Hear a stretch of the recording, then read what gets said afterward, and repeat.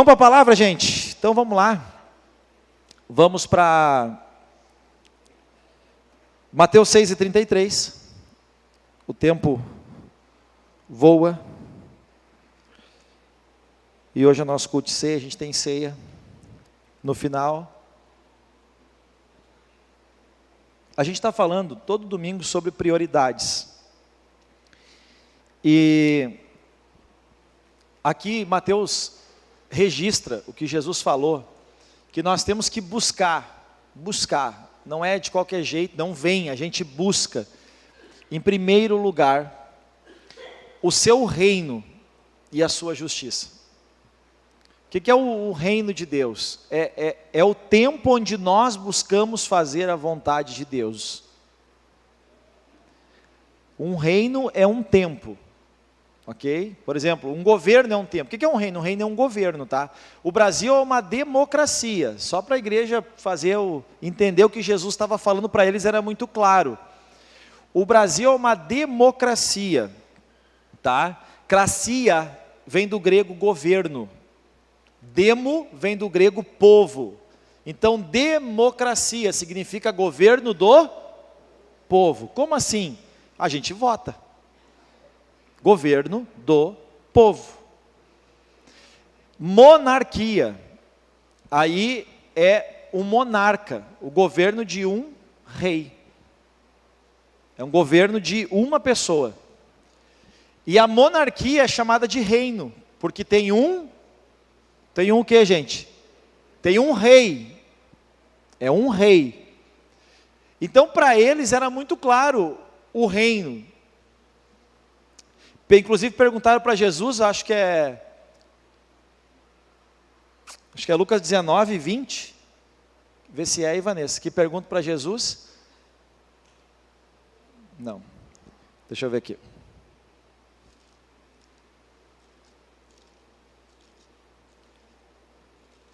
Tá, fugiu, mas aquele texto que diz assim, perguntaram para Jesus, quando viria o reino de Deus?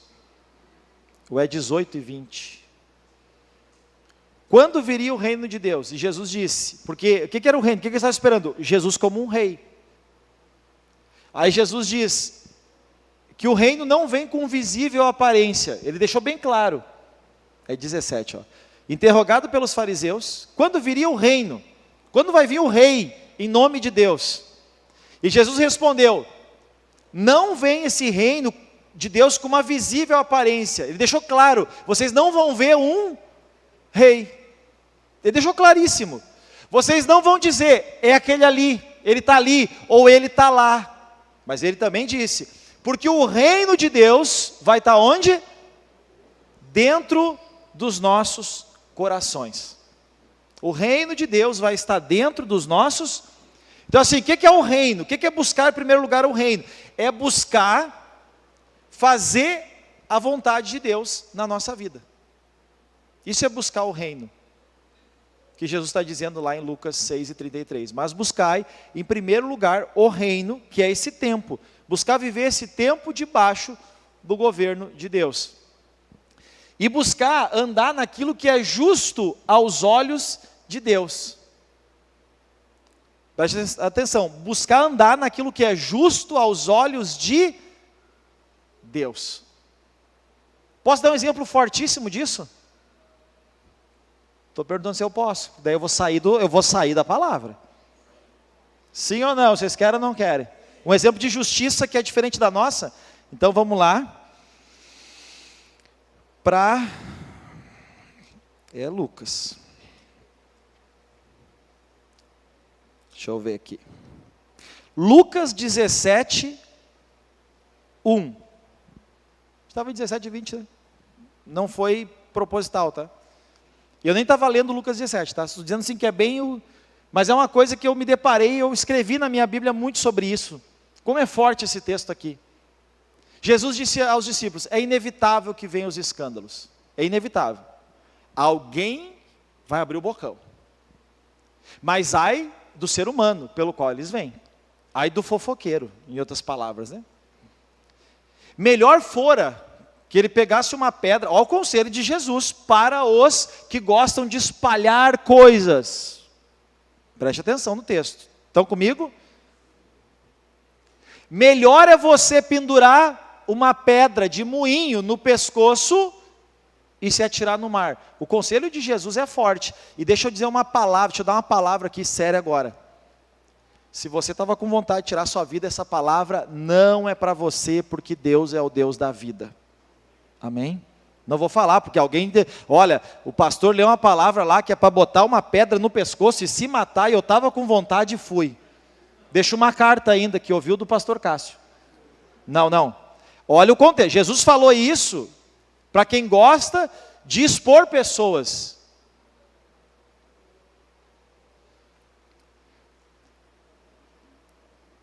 E se atirasse no mar? É melhor fazer isso do que fazer tropeçar um desses pequenos.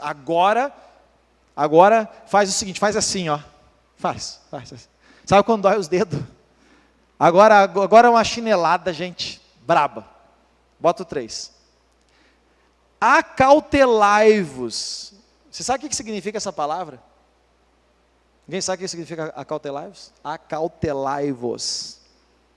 Avisem sobre esse mal. É isso que Jesus está dizendo. Falem, avise as pessoas desse mal. Acautelai-vos é isso.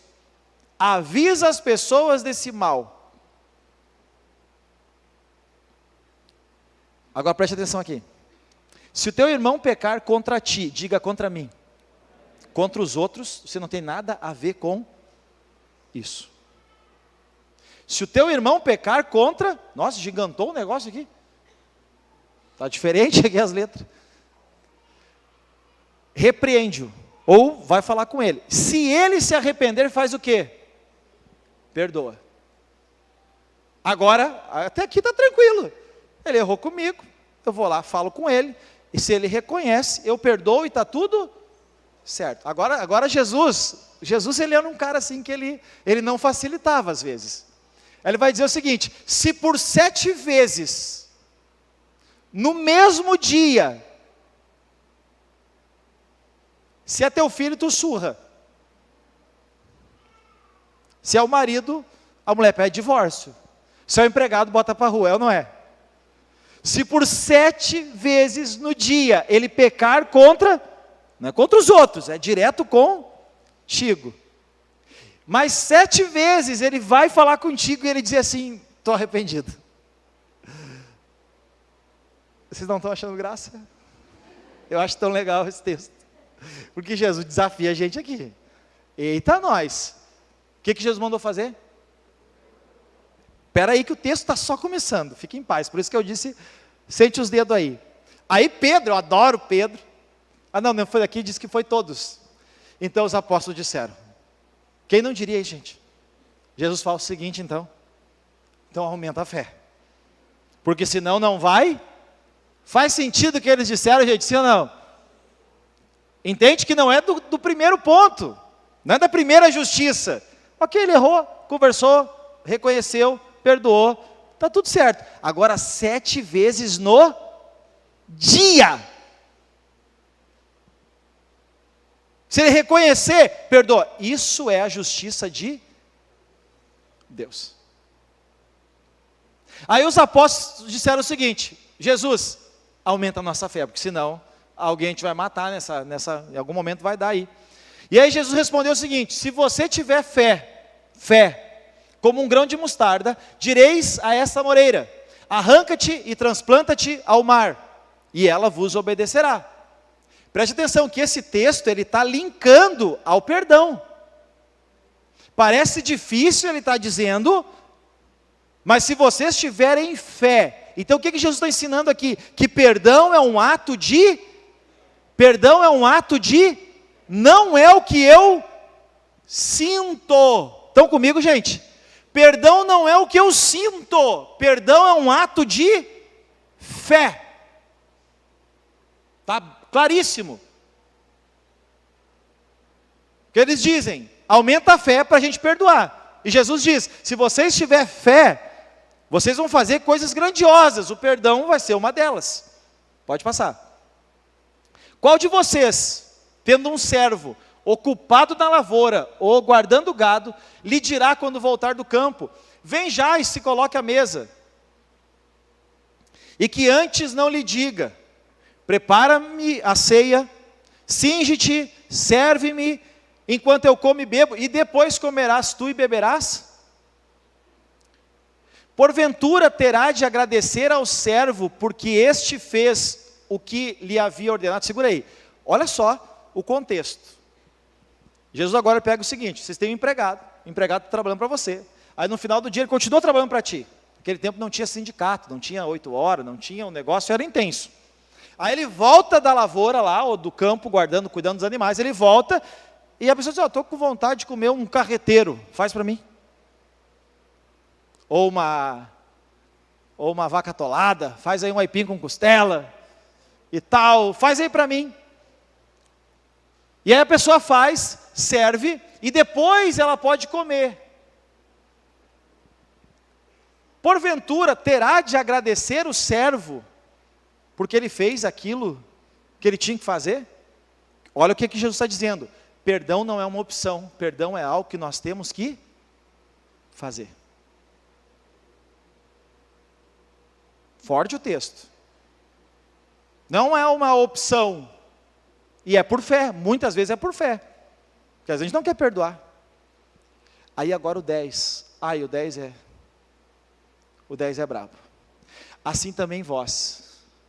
Depois, olha aqui como o perdão, aqui nesse texto ele chega a dizer que é uma ordem. Assim também vós, depois de haver desfeito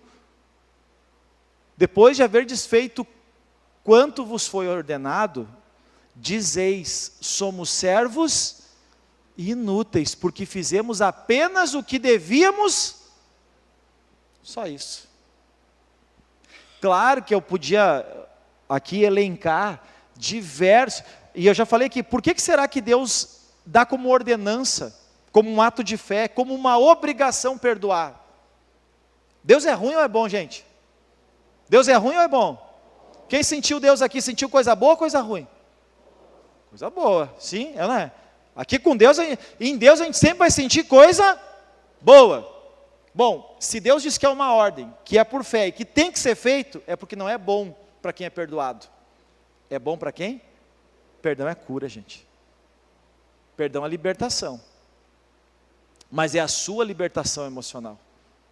O perdão é para quem perdoa. Vocês entendem por que Deus estabelece como algo que tem que ser feito? Porque senão o seu coração fica ressentindo. O que é ressentindo? Repetir. Fica repetindo. Quem não perdoa fica repetindo sentimentos ruins. Sentimentos ruins destrói a tua vida. Entenderam? Entenderam sim ou não? Perdoar, gente, é tão espiritual. É tão forte esse texto. Mas por que eu trouxe ele? Para trazer o que é justiça para Deus. Porque é diferente do que é justiça para nós. E eu quero falar, se eu fosse dar um nome para a mensagem, e não se preocupe que eu vou enxugar aqui, bastante. Vamos para Lucas 9 e 23.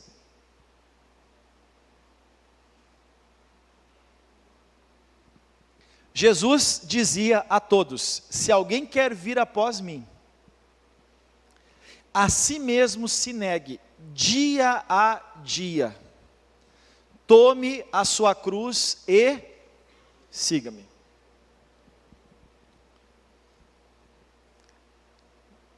Se alguém quer vir após mim, se alguém quer ser um discípulo de Jesus, a si mesmo se negue dia a dia, tome a sua cruz e me siga.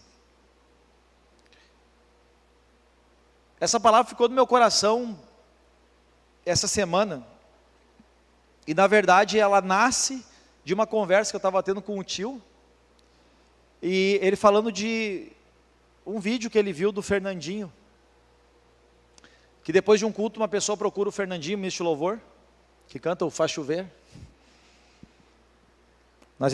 Eu até pedi para nós cantar hoje, mas graças a Deus, choveu. Acho que cantaram de manhã na sede lá.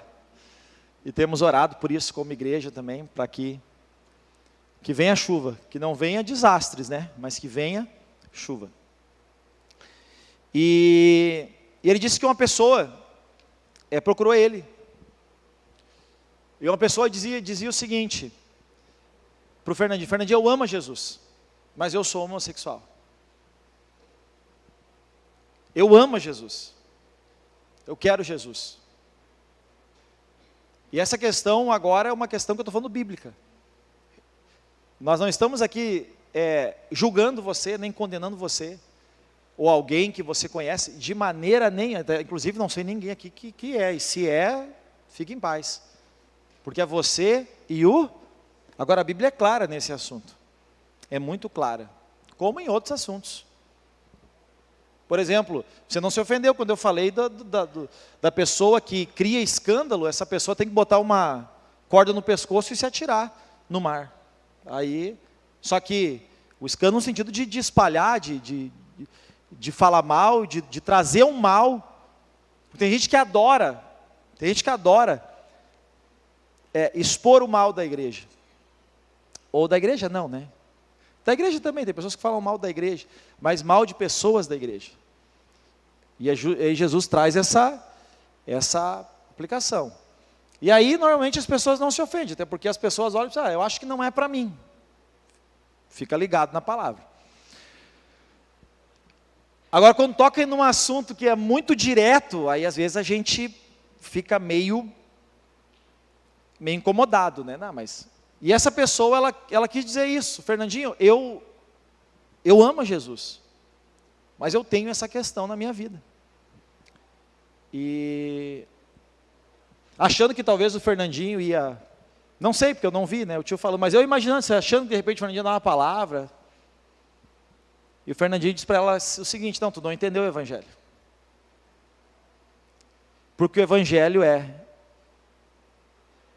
cada um negar a si mesmo. Se alguém quer vir após mim, faça o quê? Se tiver que negar a si, tem que negar a si. Negar a si quer dizer negar a sua vontade.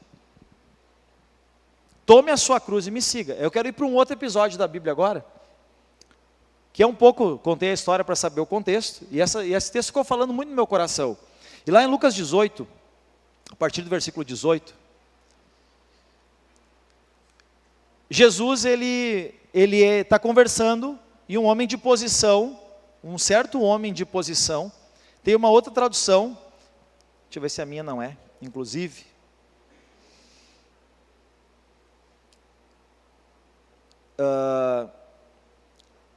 A minha é igual a da Vanessa, mas tem um outro que diz que era um jovem. Claro que para, atenção, todo mundo olha para mim aqui agora. No povo judeu, 40 anos era jovem. Quantos jovens temos aqui? Hã? Então assim, pelo histórico, tá?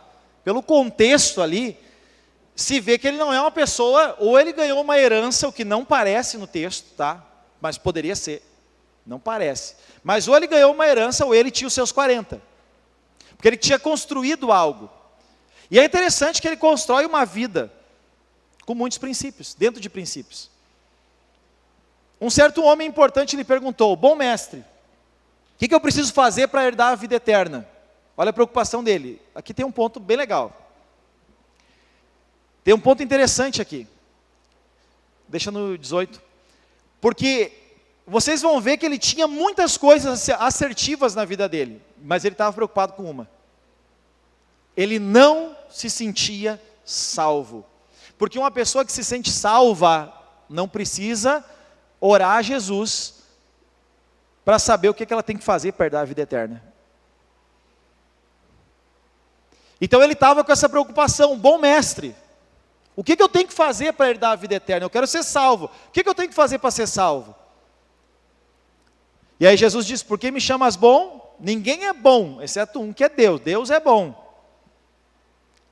Você conhece os mandamentos: não adultere, não assassine, não furte, não dê falso testemunho, honra teu pai e tua mãe. Agora preste atenção, mandamentos aqui, morais, familiares, e olha o que ele vai responder: a tudo isso eu tenho obedecido desde a Então, quer dizer, ele não era um pós-adolescente. Dá para ter uma ideia que ele tinha entre 30 e 40 aqui, tá? Ele diz, olha, isso eu tenho observado. Olha só, um jovem que cresceu honrando pai e mãe. E um jovem que tinha vários princípios morais legais, bacanas. Ele diz, e ele observava isso desde a adolescência dele. Então ele era um homem que você olhava para a vida dele, poxa, um cara bacana, um cara legal. Aí Jesus, no 21, vai dizer para ele o seguinte: uma coisa te falta. Uma coisa está te faltando na vida. Vende tudo o que tu possui, dê aos pobres, assim você vai construir um tesouro no céu, e depois vem e me segue. Uma vez eu ouvi uma pregação desse versículo aqui, e o pregador, ele sugeriu, ele imaginou, que esse poderia ter sido o 13º discípulo. Não sei porque os judeus têm uma história com a Trindade, que é o 3, com o 7 e com o 12, ok? Mas assim, ele trouxe essa ideia porque Jesus tinha, deixar claro, porque ele fez essa mesma proposta para Pedro. Pedro, deixa os barcos, porque a partir de agora eu vou fazer de ti o quê? Pescador de... E Pedro foi, ele chegou na coletoria de impostos, é isso aí, de imposto, chegou em Mateus e disse, Mateus, vem, e Mateus deixa o trabalho dele e vai seguir Jesus. Jesus fez essa proposta para esse jovem. Olha, não era assim, vai, vende, dá tudo e agora não faz mais nada da vida. Entende que Jesus disse, eu quero que tu saia desse lugar, mas eu quero que tu vá para este lugar. Não foi assim aleatório que Jesus falou.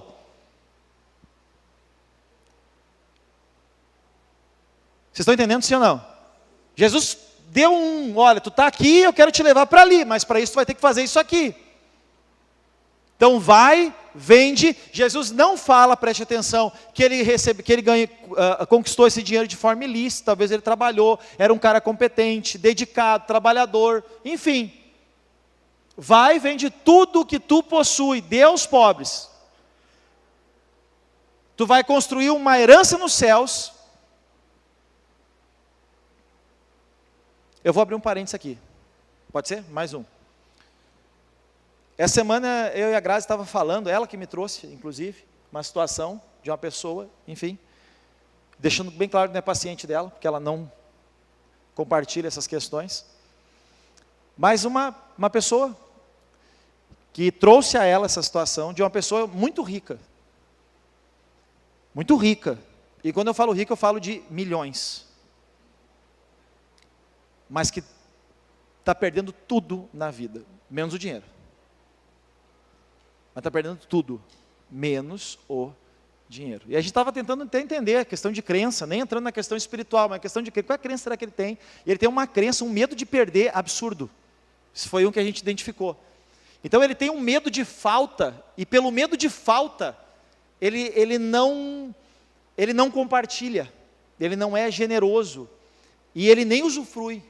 Ele usufrui muito menos do que ele poderia, porque ele tem um medo de faltar, porque ele já teve falta. A gente, analisando a história, tu começa a perceber onde é que está.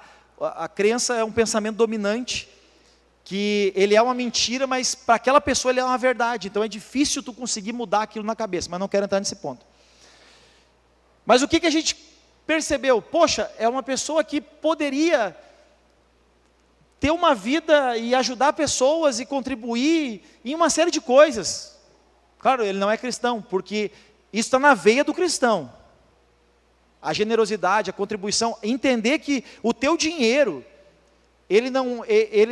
olha só, o dinheiro ele tem que servir para nos dar a segurança, sim. Ele deve nos ajudar a realizar, sim. Mas o dinheiro,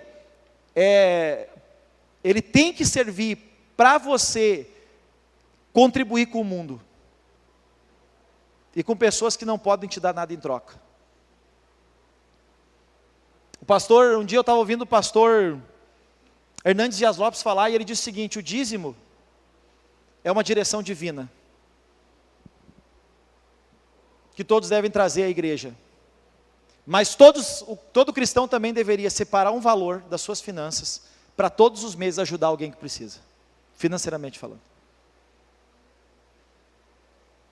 É do cristão, olhando para os evangelhos isso.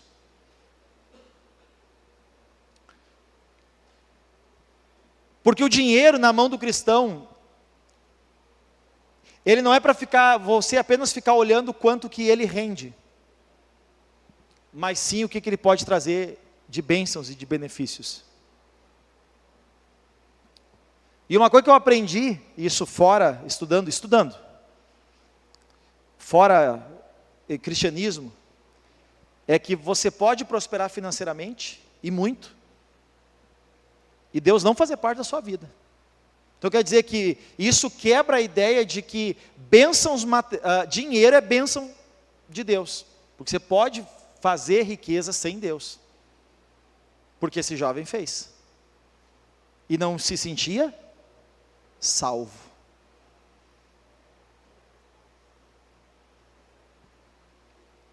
Então, fecho parênteses, para fechar o parênteses que eu abri, eu digo, faça o seu dinheiro ter propósito, isso diante de Deus, amém?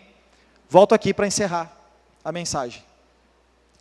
Se eu fosse dar um título para essa mensagem, e já anota, Anderson, para não me perguntar amanhã, é desapega. OLX, lembra? Tinha um nome antes, né? Como é que era o nome da OLX antes? Tinha um outro nome.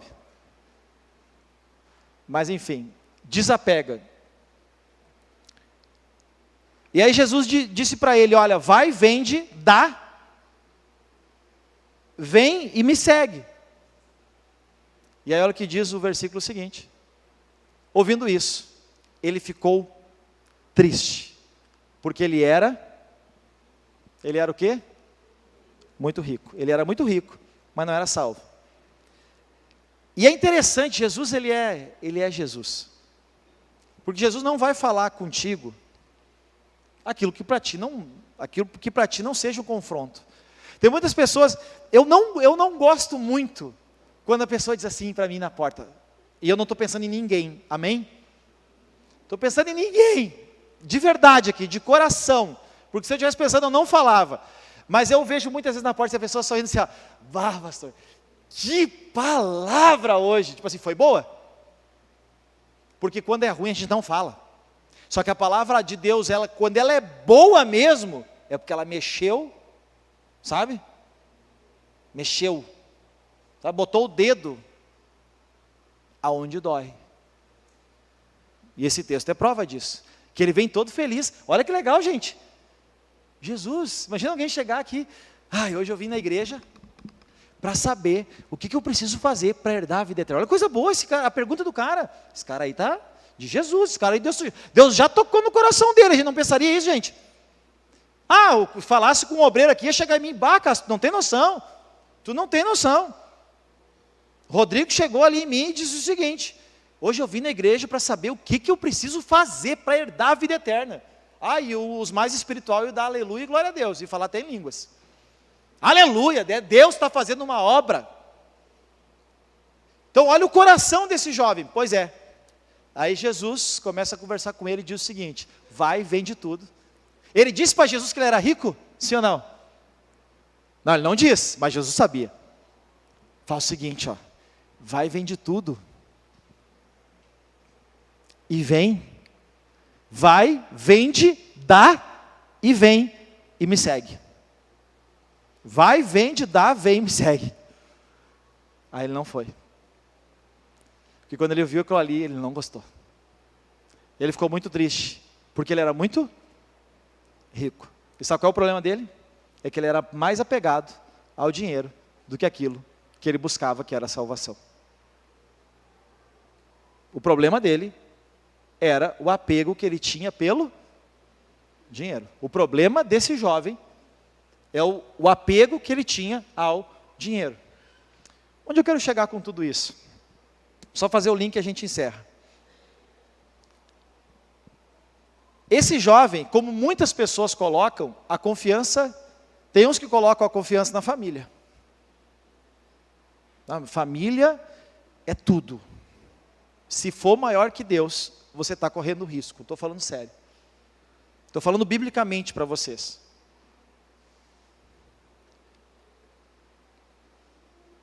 Se for maior que Deus, sua família corre risco. Mesmo entendendo que família é base da nossa vida. Mas não pode ser maior que Deus. Seu filho pode ser o seu bem maior, como eu ouço de muitos pais. Que nada é maior do que os filhos. Pois é, mas se o seu filho for maior que Deus, é um problema. Se é o negócio, é um problema. E se é dinheiro, é um problema. Aliás, tudo aquilo que tomar o lugar de Deus, for mais prioridade do que Deus, a gente está falando sobre buscar em primeiro lugar o governo de Deus, pode ser um problema. Se alguma coisa que você tem muito apreço na vida, ou até algum pecado, ou até alguma coisa que você, é maior que eu, então desapega. Porque o evangelho, o reino de Deus, é negar a si mesmo. Se alguém quiser vir após mim, tem uma outra tradução, um outro texto que diz, se alguém quiser ser meu discípulo, vai precisar negar a si mesmo. Vai precisar negar a si mesmo. Esse jovem precisava negar o dinheiro dele. Porque o dinheiro era o valor maior da vida dele. E ele colocava a confiança dele no dinheiro dele. E aí, no versículo seguinte, tem a aplicação, Jesus segue ensinando os discípulos. Vendo-o entristecido, Jesus falou, como vai ser difícil os ricos entrar no reino de Deus. E quando ele está falando dos ricos aqui, gente, Jesus tem alguma coisa contra o dinheiro, porque daí tem muitas pessoas que interpretaram esse texto errado, igrejas. Quer dizer que rico não entra no céu. Não, não é isso. Você pode ser rico, mas você tem que aprender que a sua confiança não é o dinheiro, a sua confiança tem que estar em Deus. E o seu dinheiro tem que servir para um propósito maior. Isso na vida de um cristão. Porque senão vai ser difícil mesmo entrar no reino de Deus. E aí os discípulos vão perguntar, e aqui está toda uma outra pregação, mas então quem é que pode ser salvo? Versículo 25, acho que diz isso, né? Já fechei aqui. De fato, é mais fácil um camelo passar pelo fundo de uma agulha do que um rico. E ele está falando, preste atenção, é dentro de um conceito, de um contexto, daquele rico, daquele tipo de rico, do que um rico entrar no reino de Deus. Por quê? Porque o camelo era um dos grandes animais do dia a dia deles. E o que era a agulha? A agulha era uma porta pequena para quando chegava numa cidade, cidades tinham muros. E quando chegava ali um forasteiro, um peregrino, para eles não terem que abrir o portão, é o nosso portão, o buraco a agulha é o nosso portãozinho. Quem tem portãozinho em casa? O portãozinho, aquele, sabe, o portãozinho do meio do portão, o portãozinho do lado. Esse era a agulha. Então, para eles não ter que abrir o portão, eles tinham o buraco de uma agulha, que era uma porta pequena. Que um camelo pequeno até passava, mas um grande, não passava. Aí Jesus ele faz esse paralelo. É mais fácil um camelo passar pelo fundo de uma agulha, do que um rico entrar no reino de Deus. Mas na verdade o camelo não passava ali naquela porta. Então, Jesus está dizendo, olha, é praticamente impossível esse tipo de rico que coloca a sua confiança no Senhor entrar no reino de Deus. Vamos trazer para a nossa vida de uma forma bem prática. O que é que você precisa desapegar? Essa é a pergunta da mensagem de hoje. O que é que você precisa desapegar? No que é que você é apegado demais? Ninguém vai conseguir viver o reino de Deus se não começar a negar a si mesmo. Isso serve para todos nós. O que é que nós temos que negar em nós? que nós estamos ali resistentes, relutantes, e não queremos, mas Deus está falando. Desapega disso. Desapega disso. Porque esse jovem, eu poderia falar muito ainda desse texto, esse jovem um dia ele morreu. E a herança dele, alguém jogou fora, porque senão seria até hoje alguma coisa em algum lugar, que talvez a gente soubesse. Agora, se ele tivesse sido um discípulo de Jesus, talvez ele teria um livro escrito no Novo Testamento, entende? Como Mateus, como Marcos, como João, como Tiago, como Pedro. Mas ele preferiu ficar apegado ao dinheiro, do que viver uma história dentro daquilo que Deus, Jesus, o próprio Jesus tinha chamado ele. O dinheiro dele ficou. E a história dele terminou nesse dia que ele disse: não, eu não posso fazer isso. E eu não vejo que Deus, porque Jesus não está aqui, mas eu não vejo que Deus está chamando ninguém para fazer exatamente o que Jesus disse para ele fazer. Talvez sim, mas daí é você. Deus, se tem alguém aqui desse jeito, sabe porque Deus está falando com ele. Eu sempre tenho algo, e eu dizia para Deus, eu orei muito isso aqui que eu vou dizer agora para vocês. Eu dizia para Deus: Deus, tu pode me pedir o que tu quiser. Pode me pedir o que tu quiser, financeiramente falando, eu vou dar.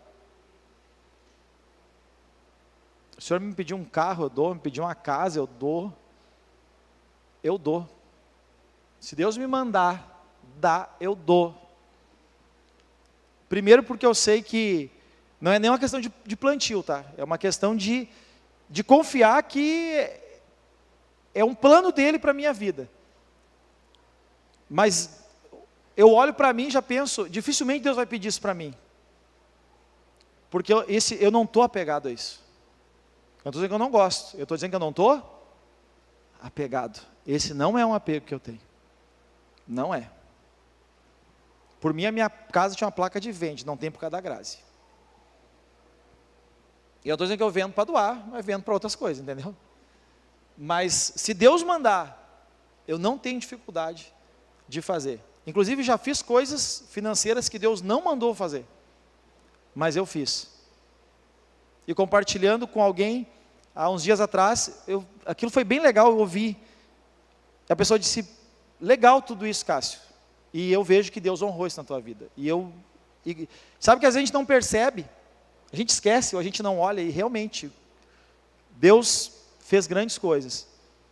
Mas muitas vezes eu fiz o que Deus não pediu para mim fazer. Ok, estou dando um exemplo positivo. Agora tem coisas na minha vida que eu preciso desapegar. E na sua vida? O que é que você tira de letra, talvez, do Evangelho? Mas o que é que você tem que desapegar? Vamos colocar de pé?